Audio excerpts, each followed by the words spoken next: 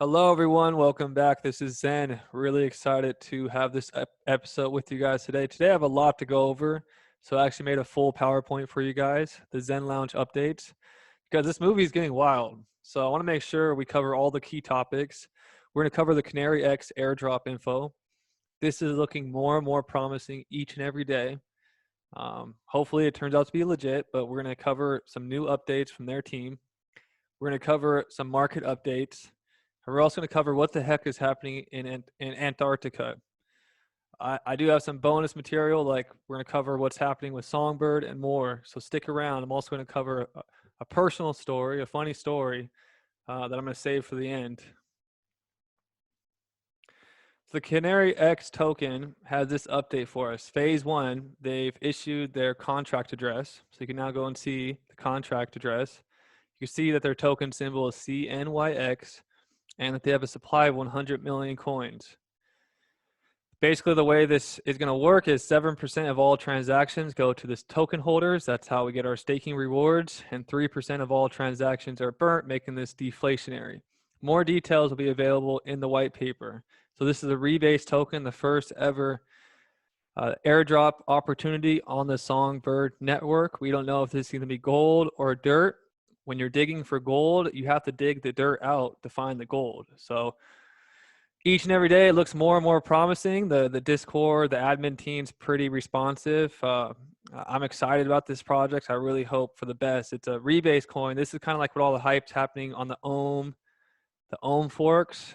I think this is kind of similar concept. Last night freaked a lot of new people out.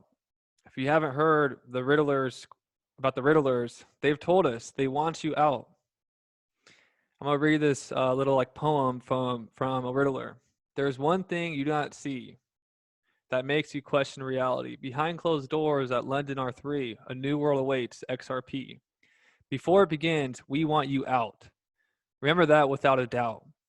When we smell a huge opportunity, we then control the charts you see. Never before has it been this way, where mortals can stake their play. We are confident now it's game on. So are you weak or are you strong? Listen to her when she speaks. She is the best source of leaks. But never forget that with all her clout, she too wants you out.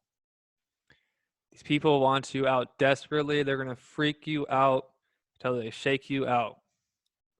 You just have to keep that in the back of your mind. What's happening in Antarctica? David Schwartz is in Antarctica. I had another post where he's saying they're basically he's looking straight to the sun, but he couldn't see it because it's totally overcast. And he posted 20 minutes to totality and skies are overcast, right when the dip started to happen last night. Mr. Poole has coordinates, I believe, go to Antarctica. Mr. Poole has posted this.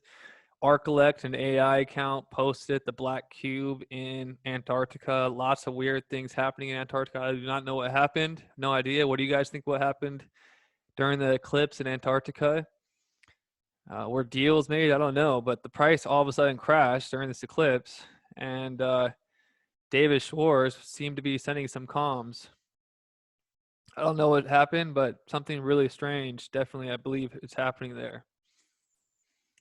Then we had this old bearable guy 123 riddle because David Schwartz is posting himself on a boat, I believe, with icebergs. And then we have this the XRP Ledger was down yesterday as well. So a lot of people are hitting me up. Why can I add trust lines? Why can I do this as escalated fees?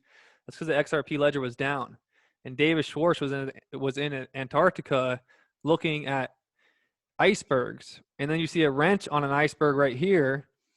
So like the man that could fix the XRP Ledger was the wrench. I don't know. This is some crazy riddle. I'm over the riddles though. Let's get this party started. Also, this is something crazy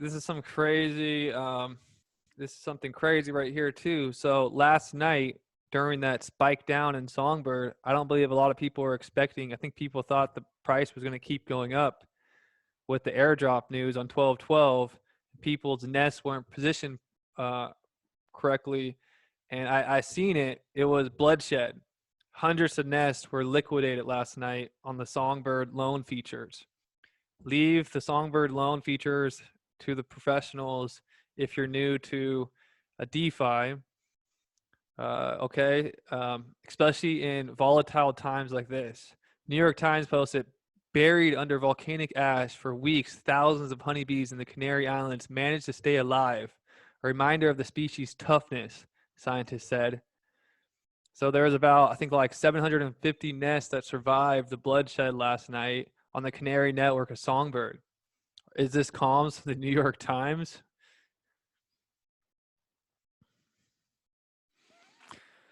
So everybody check out my new website. I have some new categories up on my website. It's getting more and more legit each month. I've had it for about a month now. So month 2, I added a bunch of new features. I wanted to explain the situation with the Flare network admins, the NPCs over there, the mods, the robots that I really can't believe these guys. So obviously they weren't aware that somebody was actually using their Flare network, the Songbird network, to have the first ever Songbird airdrop. And I was talking about it in there and they banned me for it. And I was like, okay, of course these NPCs aren't smart enough to know what's actually happening on their network.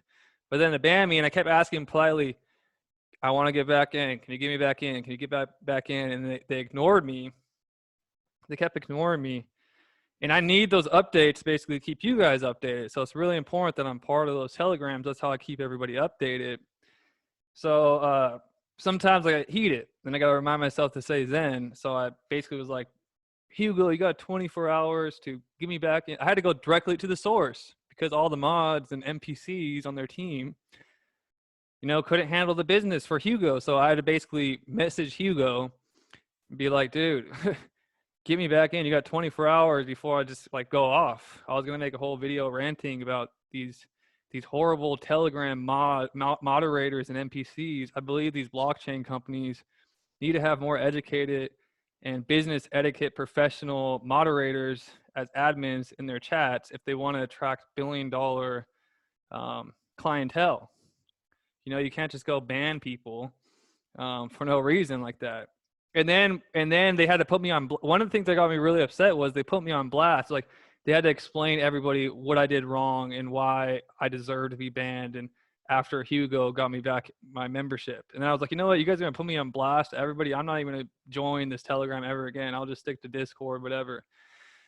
However, the funny moment was I'm sitting at the coffee shop later that day, and I'm drinking some coffee. I see this guy drinking coffee, and he had the shirt, in blockchain we trust.